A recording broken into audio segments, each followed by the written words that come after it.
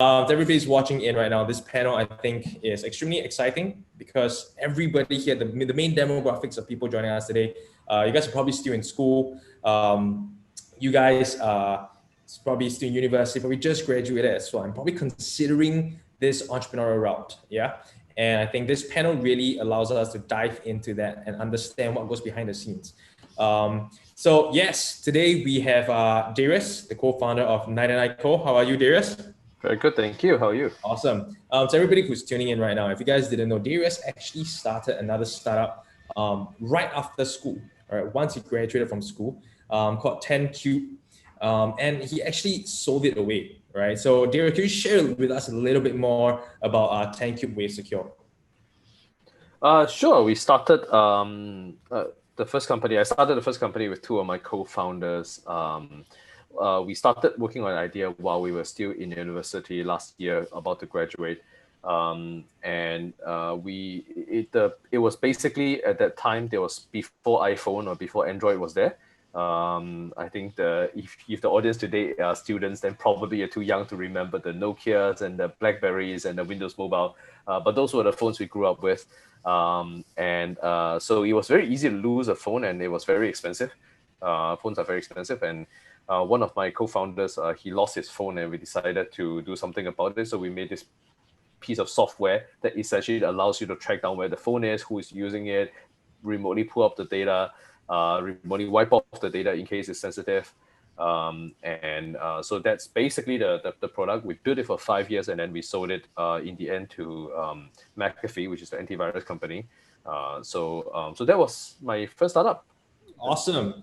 And then we also have Li Ping, who's joining us today. Li Ping was the co-founder of Sogurt.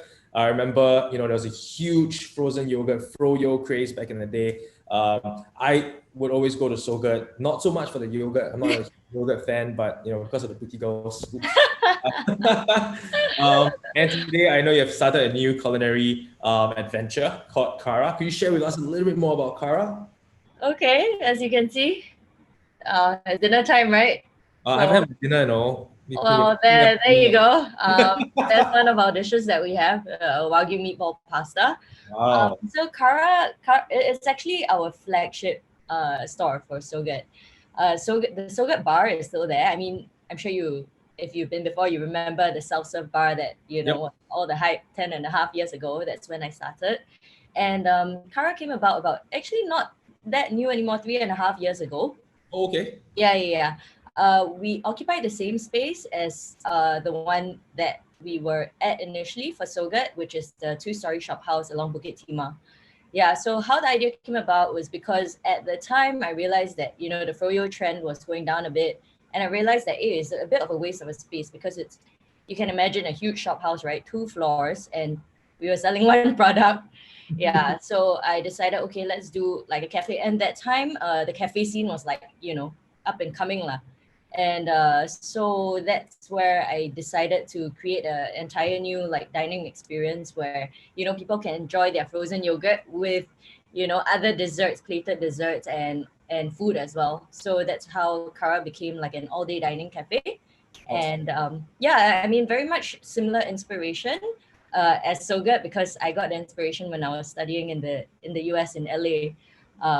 And so the cuisine at KARA is quite similar influence with, in California, you get food like the very healthy quinoa, that type of stuff, avocado, very hipster types. But we also get like Mexican food, Korean food, Japanese food, grain bowls and stuff. So that's how I basically meshed everything together and recreated or reimagined local dishes and traditional favorites that we just reimagined lah. Yeah. Awesome. And of course, last but not least, we are joined here with Kenneth, the co-founder of Sidley, right? Kenneth, I understand you started Sidley when you were still in school at the point in time as well, right? It must be really tough. But for the viewers here who, like me, don't really do our finances properly, that's why every month, at the end of the month, why my bank account empty? Can you share with us a little bit more about Sidley? Yes, sure. Thanks, Joshua. And thanks, Darius and Li Ping for sharing with us. Very interesting stories. I remember going to Sogurt a lot at the Knicks branch as well. For the same going there. Same reasons. Yeah, the Knicks. The one at the roof, near the roof. Yeah. The strawberry dress helps. Yeah. Yeah, and of course serving a lot of 99 co for my property now because I'm a early young adult. So yeah, very relevant. I think the brands that you guys are interacting with, you guys should have heard of some of our stuff that we do. So at Sidley, we started right out of school. We were in our last semester where we raised some venture funding from the school and some venture capital as well. Along the way, we grew it and we took a leap of faith, said, why not let's give this 1 year? And then it became 2 years and suddenly it has become 5 years, taking through different phases of our business as well. So we've also been with different group companies. So first with Shopback Group, and then now with Compare Group, which is a finance-focused group company. Yep. Awesome. Thank you so much, Kenneth. So I think to everybody, today's panel, what we want to do, we're not trying to paint this beautiful story, right? I think everywhere we turn, we see stories of like Mark Zuckerberg and Bill Gates, drop out of school, wow, start some billion-dollar company. We're not trying to discourage you either. I think what we're trying to do is to find that fine line and help you understand what the challenges when it comes to starting a venture straight out of school. And maybe through this, you can make better decisions, right? So let's start from the very beginning. All of you started when you guys were in school, or probably straight out of school. But with that said, in terms of age, you guys were very, very young, right? Was there any compelling reason why you guys had to start at that age? Or was it just like, like you just couldn't wait, right? Let's start with Darius. Sure. You want the real reason, huh? The real reason is that so my roommate, who was also my co-founder, his name is Varun. The real reason is that he didn't want to apply for jobs. So he basically, so I graduated 6 months before him. And when when he was his turn to graduate, he was thinking of applying for jobs, and then he went to some of these websites and see how long the form is. It was like, dude, I am not going to apply for a job. Please start a company with me. Then, of course, this is not, this is the immediate cause of death.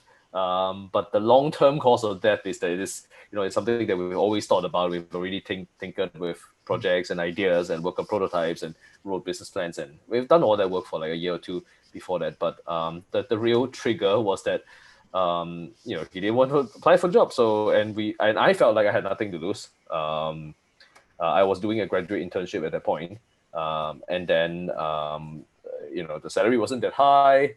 It wasn't very clear what the prospect or career ladder or what aspiration was. I didn't have much aspiration in that job. So nothing much to lose. Okay, let's give it a try. Awesome. And what about Kenneth? The real truth is also that, you have 1,001 reasons to not study. So one of the reasons happened to be, why not try to start a company? And I think that was a bad reason to start a business, but I think I went through the first one doing wireless charging also, so doing hardware, and that was a very challenging experience. There was a lot of learnings to go through along the way, and I went to Penang, I went to Batam to set up the mini factory line, and really got scolded by a lot of factory workers, factory owners who said we don't know what we were doing. And then, that one failed. And then after that, I started this Sidley when I went to the US, and I saw some ideas there together with my co-founder, Timing, who was a NUS com science grad. So from NOC, we came back, we said, let's do something together, and we started this. Awesome. And what about Liping? Liping, actually, I heard about this. I don't know how true it is. That Sogurt started out as like a project module in school. Is that right? Yes, it was actually my second last sem in uni, and I joined an entrepreneurship module, and the final year business plan, final year project was to do a business plan on any business. Okay. So at the time, with LA and then the whole Froyo hype, I was one of them, the suckers that, go and join the queue and all that, because, you see the tabloid magazines like Paris Hilton and all that going to, at that time, what was like really popular, Pinkberry, Yogurtland and stuff. So, I caught onto that, and I went every day, sometimes twice a day, dragged my friends. When my family came over, dragged my family. And so I think I just fell in love with the product and the concept, especially when self-serve came about. Yeah, I just fell in love with the concept, and it's like, and maybe it developed an addiction lah. Yeah. So when I guess that's why I couldn't wait to start.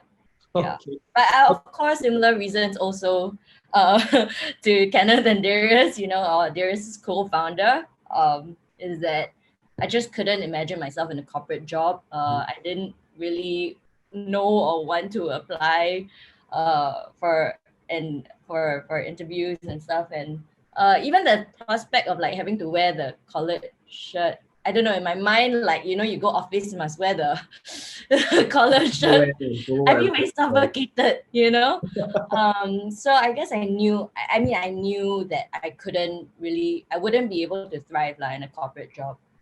So yeah, that's how I decided. Yeah, but yeah, I think the common consensus here is that most of us kind of start because we don't want to work for somebody else, right? And then whatever causes us to whatever influences us to start that one thing is probably due to our passion or love or probably just an opportunity we see. But like when you guys started, right, whether it's because you don't want to find a job or like for Kenneth's case because you just want to study, want to find something else outside like a CCA to do, right? But I think starting a venture today requires a lot of support. You need either financial support, you need a lot of mentorship support and stuff like that. What kind of support do you guys have, at that point in time, right? Let's start with Kenneth. When you started when you were in school, you started, like you said, your wireless charging company first, which failed, and then you went on to Sydney. What kind of support do you have at the point in time, Yeah, so I think it's hustle. It's a game of hustle. So you got to find your own networks and your own support. Yeah, so I remember bumping into Darius at some random gathering as well. Then I started pitching him, getting his advice, just randomly. I think super long ago. You actually pitched Darius in the past.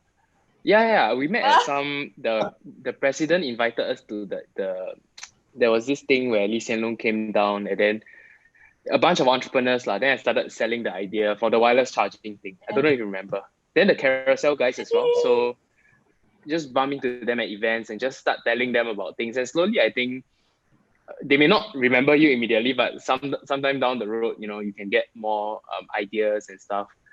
And then, I think that's your own network. So you really have to hustle, just go and talk to as many people. And the school helps a lot.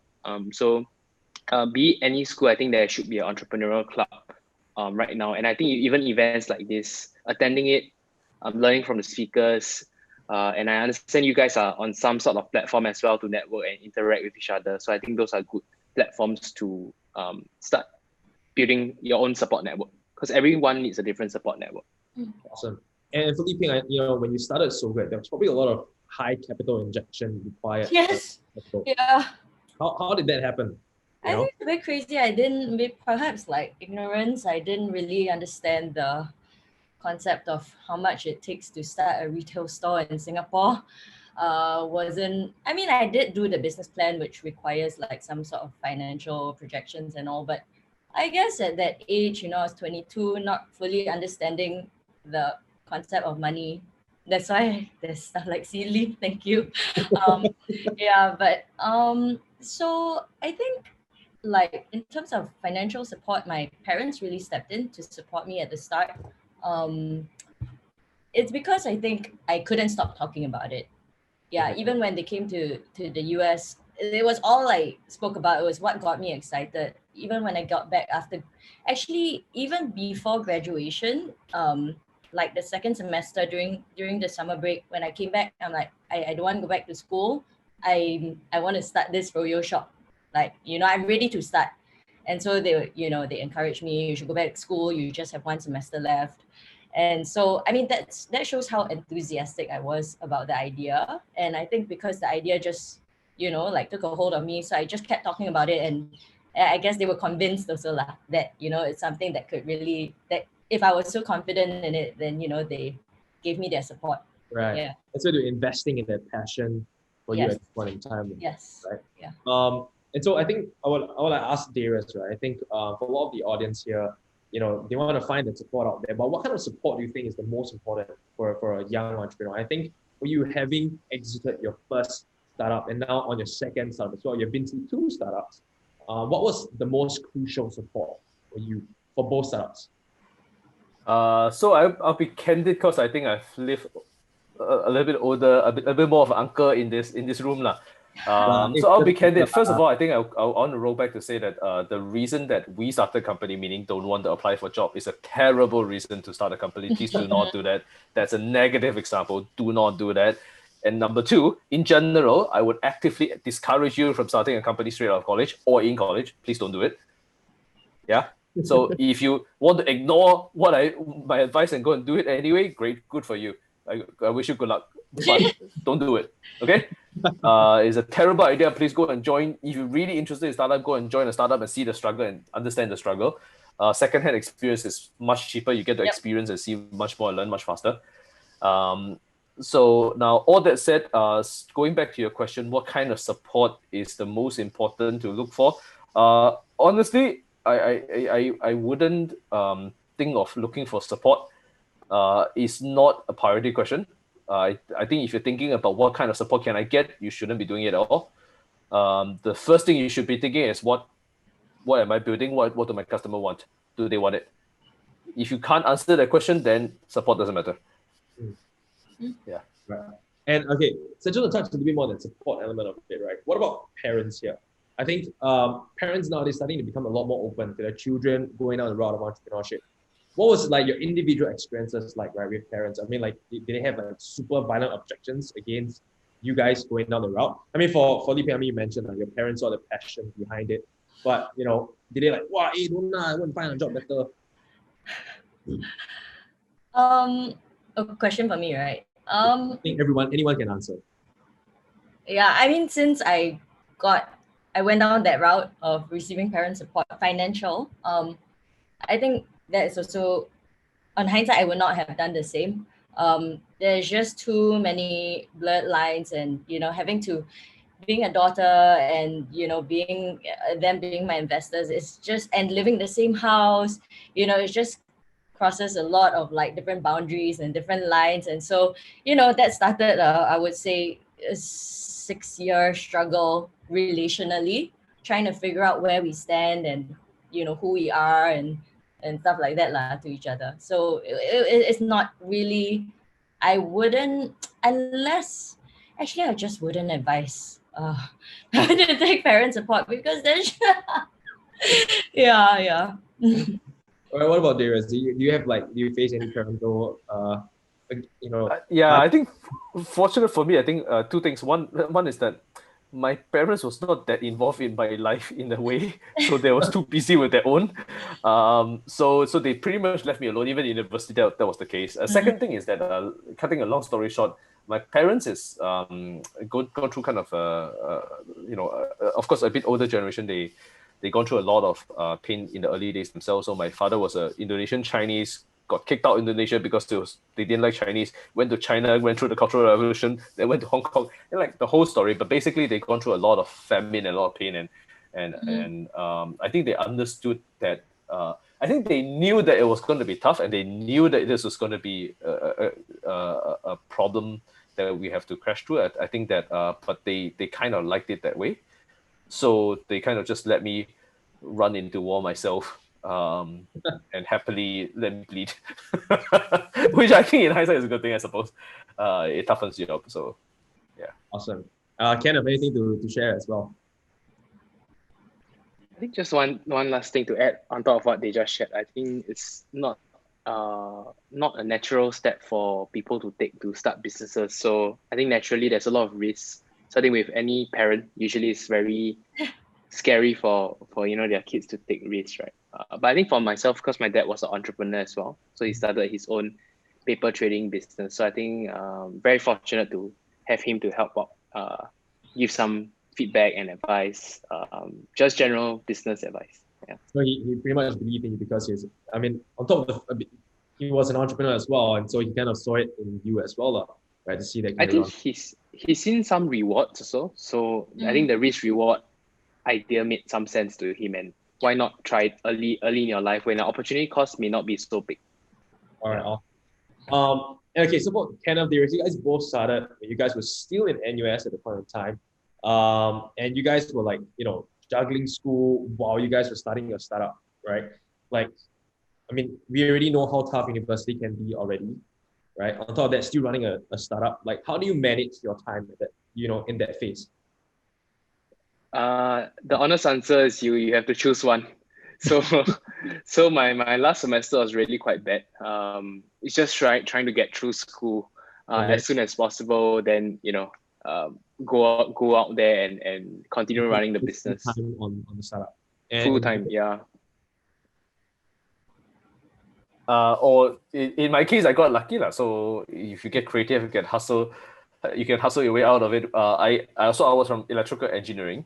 So even though it really doesn't fit electrical engineering, but I somehow found a professor who was very entrepreneurial himself. He's the founder of two different companies, and I pitched him an FYP idea, so final year project idea, which was basically my startup.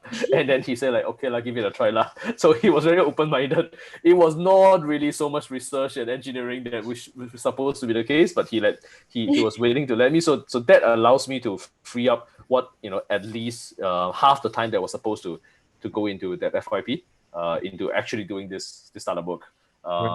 So find opportunities like this. My co-founders also tend to skip schools a lot. Not great, but like Kenneth said, you kind of have to say something's got to give lah. Awesome. And so I think in most of these conversations we've had, right, throughout this conversation so far, it sounds like the whole hard truth is if you don't start a startup when you're in school, right? Or don't start a startup when you're straight out of school. It's just not possible, or it's too difficult, right? But what if school is out of the question, right? I think sometimes people ask, and I think this is one of the questions I'm looking at right now. Do you guys think that school plays an important part in the entrepreneurial journey? Or does it not play an important part? For example, like what Darius said, you did electrical engineering, not relevant in what you're doing today, right? So is school pivotal in this journey for you guys? So I think let's start with Darius. Sure. So school is super, super important. So which is why so it's like this. I think if you I'm sure you guys, some of you go to gyms and so on, right? I would say 99.9% of people who go to the gym don't lift things for a living. Right? Okay. Think about it this way, right? So school is the same, right? Going to school, whatever you study, if you study hard, it's training for your brain. Mm-hmm. It's muscle building for your brain.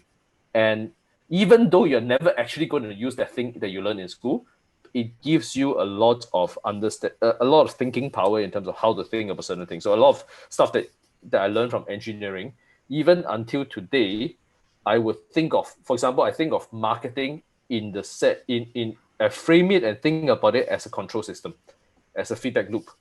Mm-hmm. How to design it such that the more you fit in, does it get a better outcome? How do you know it's a better outcome? Based on what signal that you get as a better output of the marketing funnel, how do you feed it back to change the input? So it's just a training for your brain. So in that way, school is important, and I think make use of your school time as much as you can to train up your brain. So you would say it's less about the academic knowledge per se. I mean, it is really important, but what you really bring home or what you really carry on with you is really the skill sets and that mental capacity and tenacity from school itself that kind of led you to. Would Li Ping and kind of agree with that? Okay, I'll go. I think for me, because I did a business major, I mean, so for the first year I was in biochem, and then I switched over to business because all the Asians in my school were in business course, and I felt a bit lonely.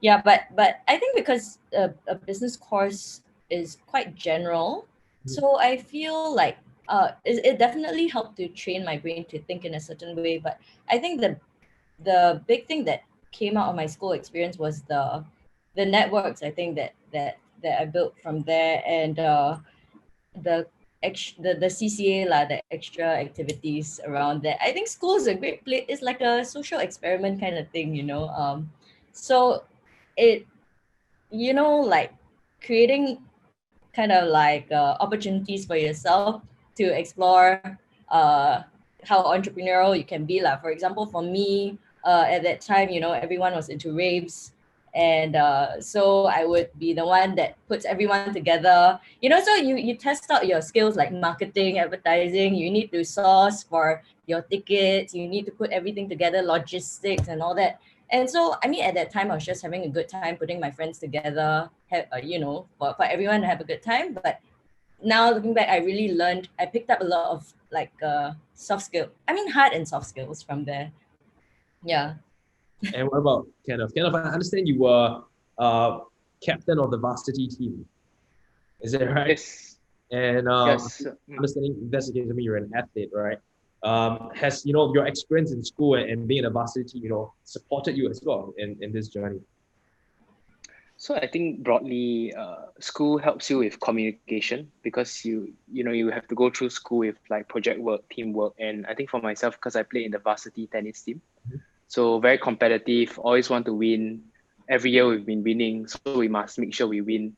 And you go through training, and yeah, so I think it builds camaraderie and network as well. So even till today, like I still meet up with some of the guys loosely, maybe sometimes on Instagram as well, and we just find out like others are also in areas that could be interesting to you. So network, communication, competitiveness, yeah. So all those things help you along the way. You don't actually remember, in this case, business, like you don't remember P&L, you don't remember marketing theories, you don't remember how to do operations management, but you remember the software side of things. Awesome. And with that said, right, what were the biggest challenges that you guys faced when you guys started your venture, right? I mean, was it age that people didn't respect you because you're just too young? Was it the lack of knowledge, the lack of funding? What was the biggest challenge for individual each one of you? Darius? Don't know what we're doing. Don't Not know what focused. you're Yeah. Literally, we spent the first. It's interesting because I think we started with the idea of helping people solve the problem of losing a phone, right? And we actually spent the next 2 years doing a number of random things. I think the total amount of time we actually spent on really solving this problem is only maybe about 20% of our time. So for a number of reasons, including, of course, some part of it is survival. We had to take some projects, work for other people. And whoever was willing to give us money will do whatever they ask us to do. So almost like a software house. So in that way, I think we had to do some of that. I think the other thing is that, to be quite honest, we also got a lot of advices due to lack of confidence. In hindsight, I would say 99% of advisors pretty much don't know what they're talking about. So we end up running in circles because of not that advisors had ill intention. They were all really wanted. They're really all nice people. But they came from their own background, their own lens. Somebody who come from enterprise software would think that you should do enterprise software. So because of that, I think we didn't have a clarity of vision. And the truth is, there is no one right answer. There may be 10 different right answers. But because if our own clarity and conviction is not there, then we end up running in circles. Sometimes you just need to pick one. Like all 10 paths might be right. You just need to pick one damn path and stick to it. So I think we wasted time, lack focus in terms of doing that. I think it's a very common feature of the younger startup founders, in my opinion. All right.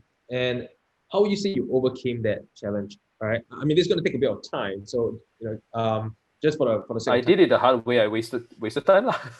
Now I know. So yeah, I hope you don't waste time, but I wasted time. All right. And what about Kenneth as well? What was like the biggest challenge that you faced at the point in time?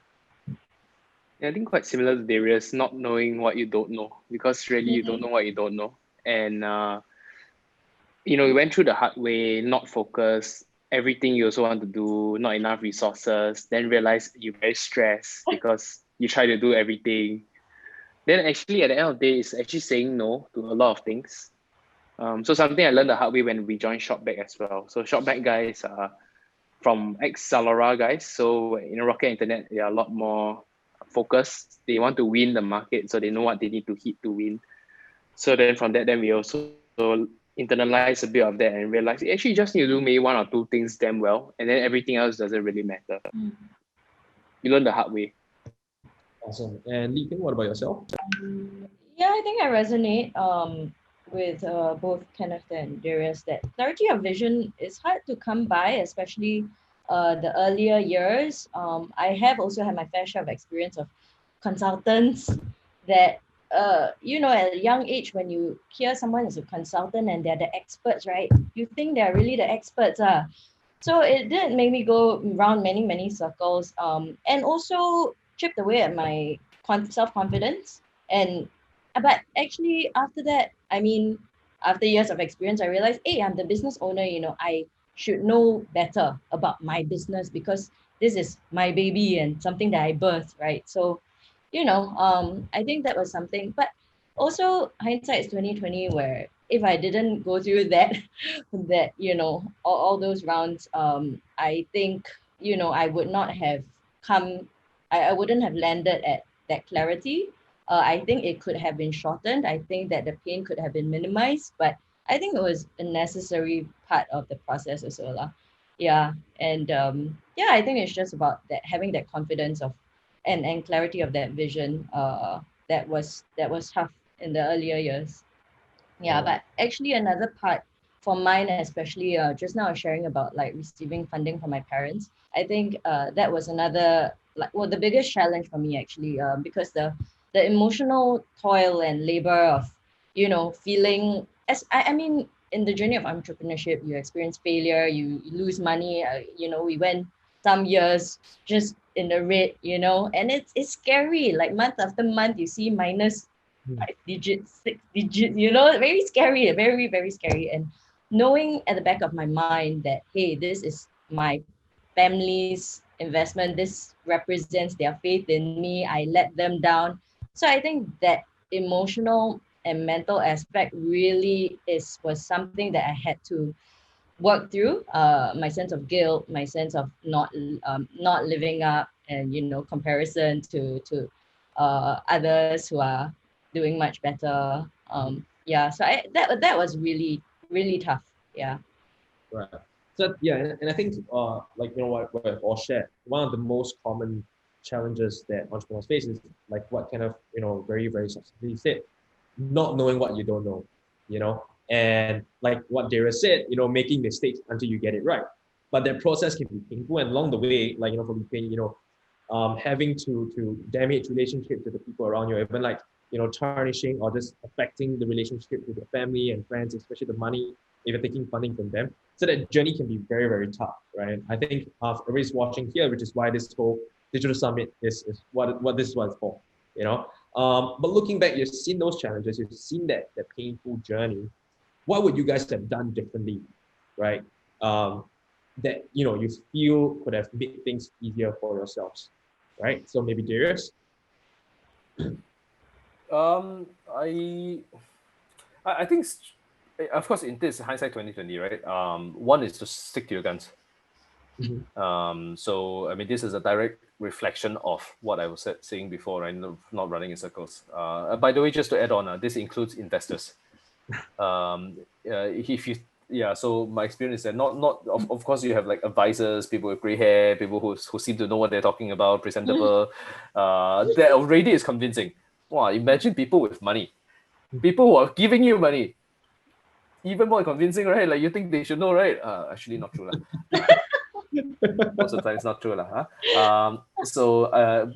And this is not like there's nothing wrong with that, because ultimately the entrepreneur is the one who spent the most amount of time on that particular problem, on that particular customer, on that particular product. So it is right that the entrepreneur knows more than anybody else. If it's any other way, it doesn't make sense. Yeah. So I think going back to answer your question, I would say stick to your guns, and don't get too easily influenced by outside opinion, and just have conviction in terms of what you know. And have this first principle thinking, right? I think it's really just having the clear logic. This makes sense. I believe in it. Is that if I'm not proven wrong, then I'm open to be proven wrong. But until I'm proven wrong, my conviction is there. Right. Yeah. Awesome. Li Ping? Yeah, I totally agree and resonate with Darius. I think sticking to your guns, I think that the challenge is the tension between sticking to your guns and really knowing and having that clarity of conviction. But the other aspect is the humility and being able to be teachable and wanting to learn, wanting to grow, receiving feedback well. I think there's a tension there that somehow needs to be managed. And I think as you go along, you sort of get, it does get clearer. But I think the process is knowing that, hey, okay, when is the time that I need to stick to my convictions, and when is the time where I really need to humble myself and listen. And I think for me, the earlier years, I was young, I was super gung-ho, very, very bullish, overconfident, especially, fresh out of college. And then I think our first few outlets hit gold, and I mean, a combination of luck, right place, right time, and everything, and pretty girls, of course. Yeah, but definitely that led to overconfidence, pride, and just people. And then there were cautioning all around, like, don't overexpend, especially with physical retail. You overexpend, it can kill you. Yeah, but in my head, I'm like, yeah, I know, don't overexpend. But I think I didn't really at that point have the range or the ability to take a step back and really listen to that advice. So looking back, what would I have done different? I would have not been so prideful. But then again, it was a process where I had to fall flat on my face and realize that I'm not, the king of the world, or that I make mistakes. I can make mistakes. And I have a lot of blind spots that I require people to speak to me about. Yeah. Definitely, this mistake made you who you are. Yeah. Sorry to interrupt, but I just want to echo what Li Ping is saying. It's absolutely true. I just don't get me wrong. When I say stick to your gut, I don't mean being stupidly and blindly stubborn. Okay, that's not what it means. Okay, that means in fact it's the opposite. That means you need to be like ridiculously aggressive in challenging your own assumptions, and have to be very, very clear. This is what I think will happen, and then really go and talk to people, and then figure out, is this actually going to happen? I give you an example, right? There are a lot of bad advice, but there were just a few advice that is in passing accidentally that we got. Then we realized, oh no, our plan was completely off. I give you an example. We built this piece of software and we thought that we could sell this through telcos, right? We thought that, hey, we do all this work in building all this software. Of course, students, we don't, so no business experience. We built all this software, so naturally, we should be making most of the money, right? We thought in our minds we can go to a telco and say that, hey, can you help us sell this to your customer, and then you can bill them, and then we'll keep 95% of the revenue, you take 5%, right? Like, this is an assumption we never got. We never challenged ourselves, and all of our advisors never bothered to look at whether this is one of the assumptions that are wrong. Now, it's only in accidents that I talked to somebody who actually worked in telco, who gave me, in no uncertain terms at that point, that the telco would take at least 50%. The first deal we cut with the telco took 80% of our revenue, right? That completely changed our business, right? It's just like this, we cannot survive on that. But it was the assumption that was building on it, but we were not aggressive in self-examination to say that, is this assumption correct or not correct, right? When I say stick to your gun, means stick to your gun in terms of, this is the plan, these are the assumptions, what do I need to know to validate this, right? Having a very clear path in doing that. So, yeah. Awesome. And kind of, what do you think? It's definitely a combination of both. The line between being stubborn and having conviction is very thin, and everyone's line is different. So I think in my first business, very stubborn, very arrogant. Actually, I look back at some situations where pushing back against advice, which I think on hindsight was right. Then just went ahead and lost money, lost time. Got into fights with a lot of people. Then I think second one got a bit better, but also early days in the second one, very young, very new to everything. Then I think just having the right mentors, I think really figuring out who you click well with, finding a good mentor, I think at the start is very important. Then over time you build that relationship and you learn a lot faster. Yeah. So I think don't be too stubborn, but also don't be too easy to change things. You got to find out where that balance is for yourself and you and your co-founder, because when you start a business, it's not about one person. A lot of the times you need people, like at least 2 to 3 people together to figure out how to build and continue building. because it can be very tiring if it's just one person. Awesome. Okay. So yeah, we've heard the challenges. We've heard how you guys overcame them, what the advices were to start, whether to even start or don't start out of school. Now let's talk a little bit more about just being an entrepreneur itself, like whether you're out of school or not out of school, right? What I'm going to do now is I'm going to give everybody a good 10 seconds, okay, to just think of one adjective, right, to describe an entrepreneur, the most important adjective to describe a successful entrepreneur, right? What would that adjective be? Just think of it and then shoot.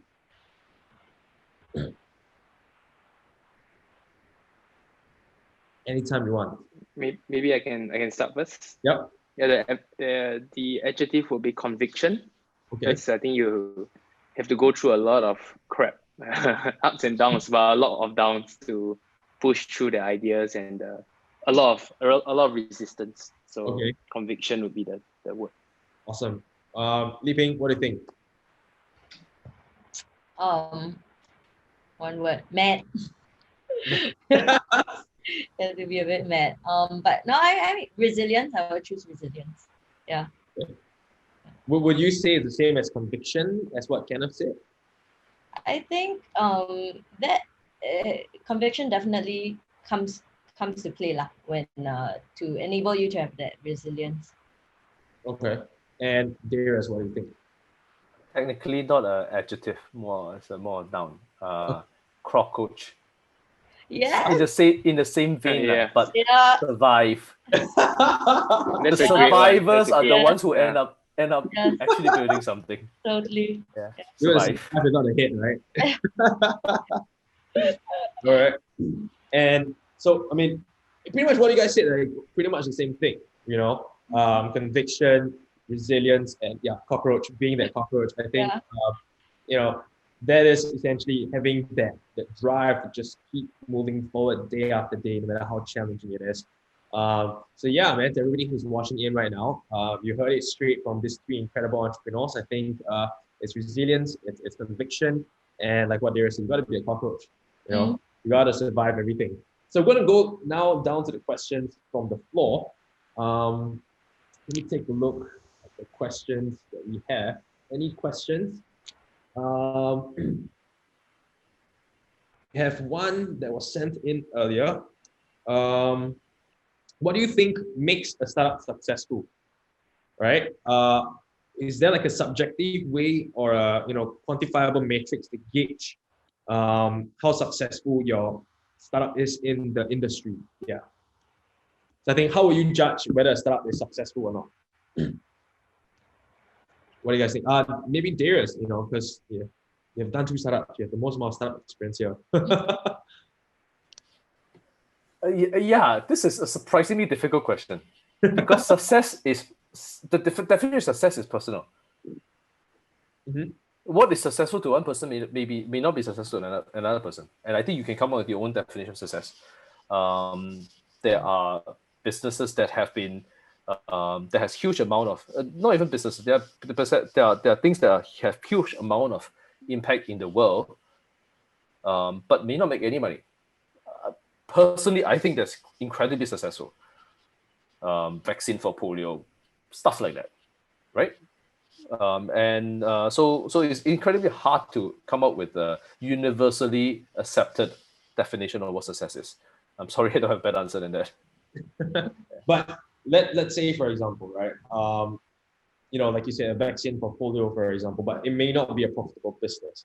What would you recommend a startup in this position, for example, who is building an extremely important, impactful product for the betterment of the world, but however, it's just not something that's profitable and it's not something that is able to continue and sustain? What would be an advice for a company like that? And I think this would apply to a lot of entrepreneurs who are intending to start a social enterprise, for example. Yeah, no, but okay, that's most of science in human history, right? Most of science is funded by university or academia or some sort of commission, some sort of royalty in advance of humanity, right? Most of science are not profitable, but most of human progress has been through scientific research. So there's absolutely nothing wrong with it. And if it makes sense to be in academia, so please continue to do so. There are some that actually makes more sense to be kind of social enterprise, where you need to get some revenue, whereby it actually to allow it to scale. In my opinion, the biggest humanity effort has in the last decade was Google, giving access to information to people who are just able to say that I'm going to increase my crop production by 50% because I Google it up, and this is what can solve my bug problem, right? So that's amazing work that Google has done, but not out of goodwill of the heart, but out of profit motive, but that allows them to scale. So that's also great. So I think really different situation has different things, but I think if the question is what is success to investors for it to be investable, that's a very different question. So I don't know if the question is surrounding that. Yeah. Okay. What about Kenneth Lou? What do you guys think is your definition of success for your own individual startups, or anybody else's startup up there? Kenneth, yeah. Yeah. So maybe I'm sort of going through that right now. So I'm signing for Sidley also. We actually do a lot of free content for a lot of people, and the content is non-sponsored. But we have a very strong belief that financial content cannot be sponsored, because if not, then suddenly everything is about insurance, and then we become like another MRT station, where insurance agents push you power banks and stuff. So I think that's where the line is. So I think we are trying to carve out different parts of our businesses to be sustainable, like product pages, but then we also have like the other parts, which is like content, which we want to keep as literacy, because financial literacy is so important, because you're not taught any of this in school. So I believe businesses have different areas of success. One part is like really the social mission and why you're doing this, and then the other part is the revenue and the P&L stuff. So yeah, different ways to skin it. But even I'm asking myself also, like, what does that really mean, right? Like, let's say I grow it to more and more revenue, like 2, 3x, 4x per year. Investors are very happy, but are your consumers happy? And if consumers are also happy and it's serving their purpose, then I think then it's a win-win. But I don't think it should be like one win, one lose kind of situation. Okay. And what about Liping? What do you think? I think for F&B business, sometimes it's a little bit more clear cut, because it's more like a brick and mortar business, right? Versus unicorn startups where it's more of a valuation fundraising game. So Liping, what do you think is your definition of success? Wow, I think this has been also something to really, for me, over the years, to really question, really challenged me. I think because F&B is tough. It's really tough. The margins are super thin, and every bit of external things going on outside and internal, everything just can potentially shake the business lah. And so sometimes I did look at other ideas or ventures that you can start something and then sell and then cash out, and the thing that I had always asked myself is the exit, right? What's the end goal? Especially in F&B, it's tough. Like, I mean, it's tough to find investors for F&B unless, that you can see the challenges. But I think it's very heartening to hear Darius's response also, that, how do we define success, right? And then I think for me, largely because I am so personally connected to the creation, as in meaning the business, be it for Sogurt or for KARA, is so much a part of me, that I put in a lot of myself in it, that is, like a living organism kind of thing, where even thinking about it, like, hey, even if I do get someone to offer me a good price, right, it's like, selling my baby kind of thing. And I mean, yes, I know it's not good to be too sentimental about it, but it's just something that can't really be helped. I'm still in the process of questioning that, but also realizing what brings me fulfillment and satisfaction is that impact, and in a cafe, you don't make much money. We work like shit, and everyone works from morning to night, but at the end of the day, maybe we just break even very good already, like top 10% break even already. So it's just sometimes ridiculous. But seeing families come in with their kids, grandparents bring their kids, and that look of joy on their face, right, when they have a cup of Sogurt, or a kid coming in after exam and like having a really crappy day in school or whatnot, and just having joy, deriving joy out of like a simple cup of Sogurt, having a meal together. Yeah, is something that I think can't be quantified lah. Yeah. Yeah. So personally, it brings a lot of satisfaction. Yeah, so we have one more question as well. What are the practical steps that you use to get that conviction on a new project or a new idea? And whether, you think about whether it is worth it, a bit hard to understand this question, but is it whether it's worth taking up or not? So I think what the question is asking is, what were the steps that you guys take to build that conviction for the idea? And I think probably also asking yourself, like, was it worth putting in that conviction, right? Or being able to assess, is it worth putting in that conviction before you all in, So yeah, anyone? I can try. I think we've seen different people do it different way. I've seen entrepreneurs who do it in a very logical, systematic way.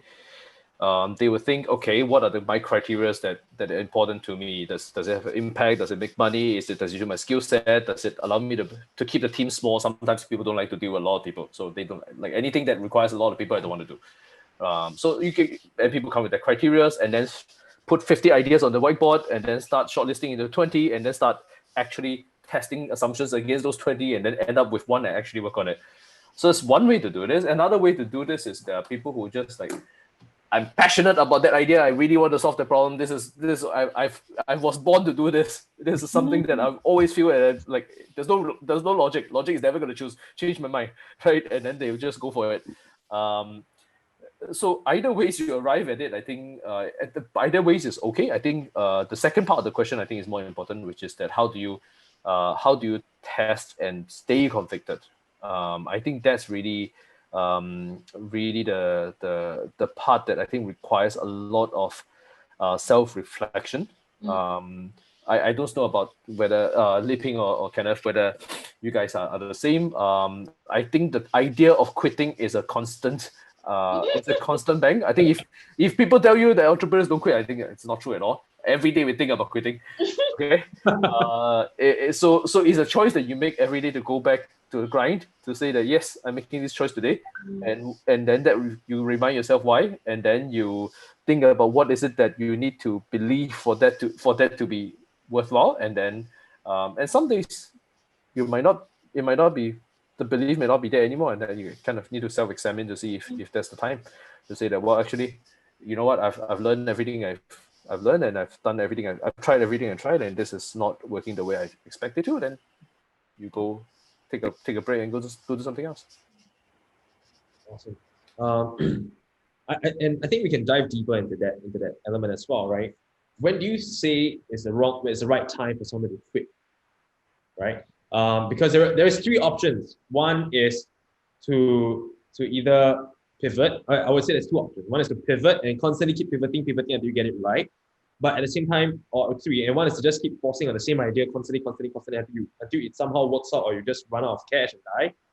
Or three is you give up and try something else. Like, when do you think is the right time? Like, with especially what we all said, which is resilience and conviction and being a cockroach and surviving, how do you bring that back to an original idea? When do you think is the right time to say, okay, you know what, this is not working out. I was too prideful at the start, and I need to change it. I need to quit. I need to start something else. Maybe Liping can share a little bit on this as well. Well, this is a tough one. I guess for me personally, I know it in my gut. Yeah. So recent experience would be for KARA, because recently, I think at the start of the year or end of last year, our lease was going to expire. So it had been there for already 10 years, right? I'm like, I'm so shagged, and just the days where it's just so exhausted and overwhelmed, and like there's constant new challenges and questions, and so I did seriously consider not giving up, but just letting go. I think the word was letting go, and exploring something else, maybe a new idea. I allowed myself to even go there in my thinking lah. Yeah. So I did at that point conclude that okay, I was done, and I was willing to let it go lah. But somehow, just as events unfold, when I already made that decision, right? And trust me, when I took a long time of self-reflection and all that to come to that decision. Okay, I'm ready. 10 years, end of chapter, move on to the next stage. It took a while, and so I can come to the decision that okay, close shop, don't renew. But things unfolded, certain events, and then I just knew that, I knew in my gut lah that okay, we are meant to continue. Combination of reasons and factors, that is quite long story, but eventually, we decided okay, continue. And this year, in the midst of COVID, it was our best year ever. So yeah, it's just that at that cusp of giving up, or actually really already letting go already, right? That when we decided continue, right? It just, it's the best year ever. Yeah, in the past, I think 7 years, perhaps. Yeah. So I don't know. Something's maybe hard to explain, but I just knew in my gut that we were meant to continue lah. Yeah. What about Kenneth? What do you think? Do you think there is a telltale sign it's time to quit? Definitely not easy going through this. I think I went through once with my previous company, but it just felt like everything is not going right, and sometimes you got to go through that. Then you went through it, you go through it, you realize that actually, giving up one thing to start something is also not a bad thing, right? You actually give yourself a fresh piece of paper, you just start anew. And I think as what Darius and both Li Ping shared as well, you always think about all these things every other day when you face very tough problems, because the problems keep changing. People problems also, like as your company gets bigger, you get more and more people problems, and these are the toughest ones because people make the business, and if you don't solve them, they will all and they will grow in size and it compounds. So the problems also compound as you grow bigger and bigger. So those are the big things you go through. So just gotta feel whether it's the right time for everyone. I think you haven't started yet, so don't think about quitting. So for those who haven't started, just think about whether you want to start first. Yeah, the quitting part will come later. Yeah. Darius, anything to add on? Any last words? I think my experience is that there's not immediate cause of death lah. Co-founder fired, co-founder quit, investors do something stupid, ran out of money. A lot of immediate cause of death, but the real cause of death, in my opinion, has always been either the entrepreneur got tired or ran out of ideas. It's psychological. Yeah. Because if you don't give up, there's always a way. Run out of money, always can find money. Co-founder quit, find another co-founder, or just do it yourself. Like, there's always a way. I think the right time to quit is you mentally quit, which often in my experience, what I've seen is that they really have a problem they're trying to solve, and they try everything they could and they ran out of ideas. There's no new thing they want to do anymore. Yeah. So then there's like, okay, if we really there's no new thing that we can do to try to achieve this, then why are we still banging our head against the wall? Yeah. So I think that's been the most common one I've seen. I think we're gonna wrap it up with one last question. I think it's a very, very interesting question. Do you sacrifice anything important for you to make this journey? Right. So it's a very deep question. Do you sacrifice anything important in order for you to make this journey? My opinion, there are 5 things in life: work, family, health, friends, hobbies. Pick three maximum. Pick 3 and sacrifice the other 2. You never gotta get all 5. Pick 3. Li-Ping, what do you think? What is one thing that you had to sacrifice, to make this? I think it changed, over the years, like what I was willing to sacrifice, right? I think earlier years, I think, like family and stuff, definitely not so on the forefront of my mind. I mean, I was single, whatever, but I think it changes. It has changed. Now, I think hobbies and friends, has to take a back seat a bit. Well, yeah. Darius is like, yep. I mean, but the sacrifice is always there, lah. Yeah, depends on which one. Yeah. Awesome. What about Kenneth? Is there anything like in particular, that you had to sacrifice to start this journey? Besides school. Yeah, I was gonna say sleep.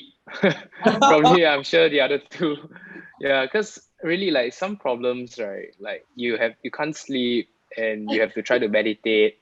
I'm probably sure both of you guys and any entrepreneurs will have downloaded a meditation app, try to calm yourself down at night. Then you wake up at 3 a.m. Then you try to go back to sleep. Yeah, I think mental like really it's you sacrifice the the mental side of things. You really have to figure it out for yourself, and everyone figures it out in a different way. So for me, I sacrifice some sleep. Awesome. All right. Any closing words and advice for the audience here today? Yeah, I just want to add on to like what Darius said. That actually it is a mental thing. Like once you mentally you check out, once mentally you quit, then that's it lah. So because there are, I mean, in this entire world, there are so many solutions out there. Sometimes it's not about even quitting, but taking a step back, resting. I think a lot of times when there is a lot of pressure to come up with that new idea, a new solution, it doesn't come. Take a step back, sleep, go, for staycation or whatever. And then during that time, maybe inspiration will come again. And most of the time it has. So yeah, sometimes it's just exhaustion and burnout. So. Awesome. All right. Once again, thank you very much, speakers. Thank you so much for joining us on this panel today. I know it's very late. I know it's dinner time. Everybody's hungry, but thank you guys so much for taking the time to be with us. And to all the audience watching us, thank you guys for joining. And yeah, that's the end of this panel. We're going to go over to the closing address. So thank you very much, speakers. Thank you. Thank you. Bye. Thank you. Thanks for having us. Take care. Bye. Bye.